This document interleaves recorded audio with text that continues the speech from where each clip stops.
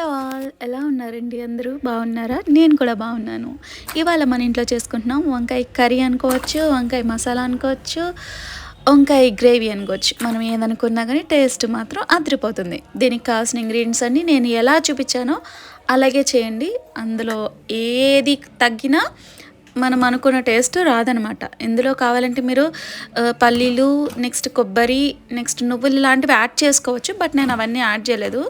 ఎందుకంటే సింపుల్గా అయిపోవాలి కర్రీ అనుకున్నా కాబట్టి చాలా సింపుల్గా చేసేస్తున్నా.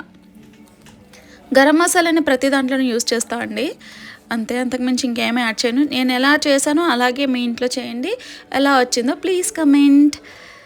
వంకాయలు ఎలా తిన్నా బాగుంటాయండి. అందుకే ఇది వెజ్లో మహారాజా అయిపోయింది ఈ వంకాయ. చూసారా, చూస్తేనే ఎంత మౌత్ వాటరింగ్ అనిపిస్తుంది కదా.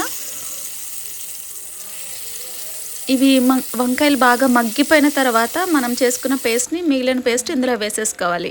అలా ఆ తర్వాత కుక్ అయిపోయిన తర్వాత మనం కొత్తిమీర, కరివేపాకు జల్లుకుని దించేసుకోవడమే. మరి ఇలాంటి ఎన్నో రెసిపీస్ కోసం please subscribe my channel, like and comment. మీకు మీ ఫ్రెండ్స్కి, మీ ఫ్యామిలీ మెంబర్స్కి షేర్ చేయండి. ఎలా ఉందో నాకు చెప్పండి. It's time for taste. చాలా బాగా వచ్చిందండి. మీ ఇంట్లో కూడా ట్రై చేయండి. అసలు ఎంత బాగుందంటే అంత బాగుంది. చూసారా ఎంత బాగుందో. ఆ గ్రేవీ అలా ఉంటేనే బాగుంటుంది. సరే, సైనింగ్ ఆఫ్ స్వీటీ పుచ్చికాయల. బాయ్, టాటా.